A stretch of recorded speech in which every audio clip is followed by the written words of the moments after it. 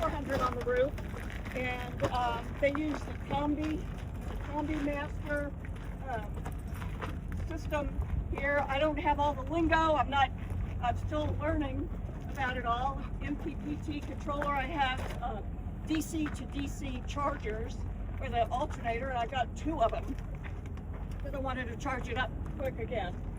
460 amp hour battery, and should be LiFePO.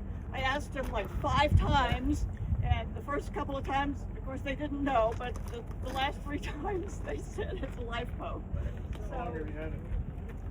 I've only had it about a year.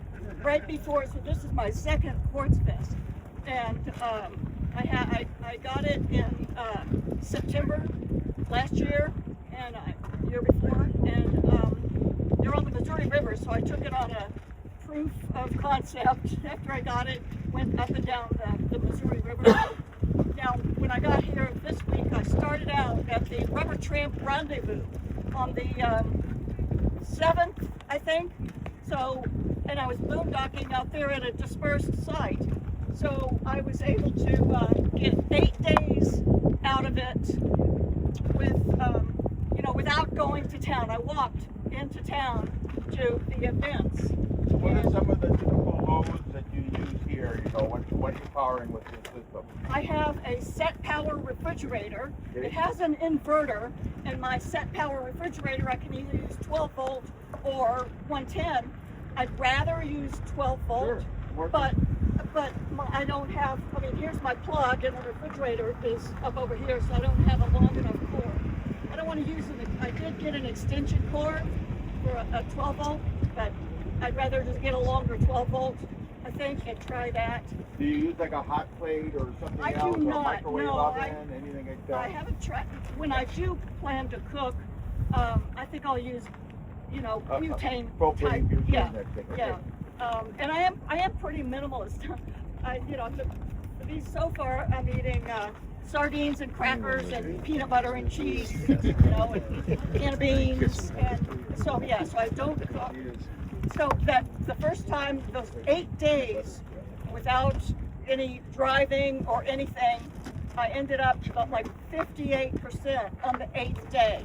So I didn't quite come up enough. It's got an S-bar heater in the gas line.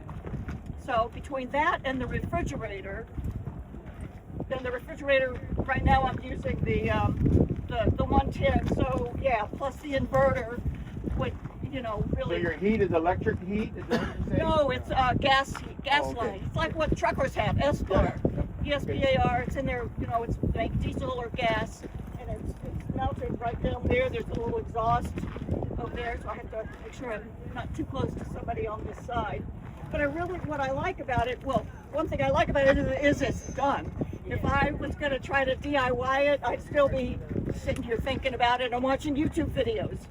So, and I like the way they designed it specifically so people can be self-sufficient. And if something goes wrong, they have great customer service. Put in a ticket, and I was on the road one day, and they called me right away because I said, I made it a red flag, and we troubleshoot it and figured it out. They're screws, so take the plexiglass out with screws. Yeah. So and it's got.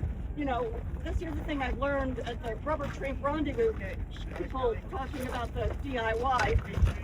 Great caution for the DIYers that, make sure you get breakers as well as fuses. And so there again, that, my upfitter took care of all of that. So I feel safe in it too. I am aware of some of the issues, and I try to pay attention and monitor things. So the heater, the refrigerator, I have a little sink, and I've got a Dometic AC. It will run, the solar will run the Dometic AC for like a couple of hours, and otherwise it's really intended to be to plug in to have shore power. But this is my daily driver. It's the only vehicle I have, And I live in Texas.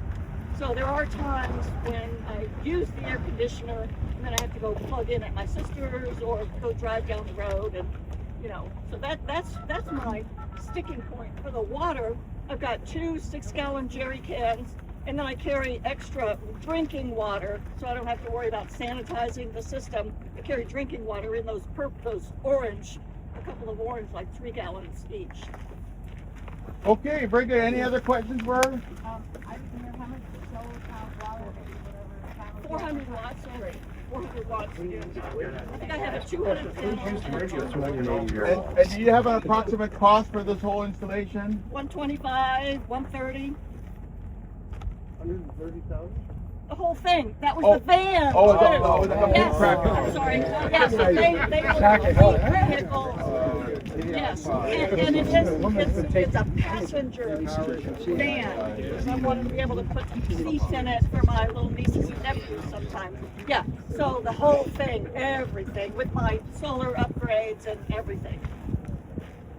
Okay, anything else? We're going to walk up. Thank you very much, Patricia. Welcome. We're going to walk up to Scott, which is on the other side of the porta potty. So we're headed back up in this direction up here. Okay, we're going to let this car by.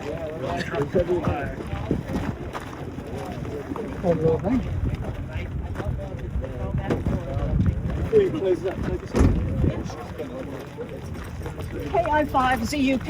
Okay. And through QRZ? The registry, the FA, the feds, I'm in their list. Oh, okay. So I just write to you, I guess. I don't know if you have your QR. Any information if they're actually contacting you through that. I don't really have anything in there at the moment. Okay. I mean, I don't know if they come up automatically just because you're registered at because you have a ticket. Maybe I don't know. So what did it cost for the installation of the solar panels? and everything? I mean, all I know is I told him which van I wanted. It's a mid-roof, not a high roof. Yeah. And then I had this checklist. Keep your bed. I'm going to put my cot in it. So I just checked things I wanted and things I didn't. And they, just gave me a price. Now they do have a build sheet where everything is lined out with all the prices. You can add or remove this, and here's the price. Is it 12, 24, or 48 12. volt? 12 volt. Okay, super. It looks great. Super. Have fun. I was going to be at the Sorry? the RTR. I wanted to go to the RTR. I haven't been to one yet. Yeah, I really enjoyed it. So I did enjoyed you him. did you film me while I? Yeah. Could I Yeah, sure. Could I get a copy of that? I'll Oh, sure. Yeah. give you my email address or something. Sure.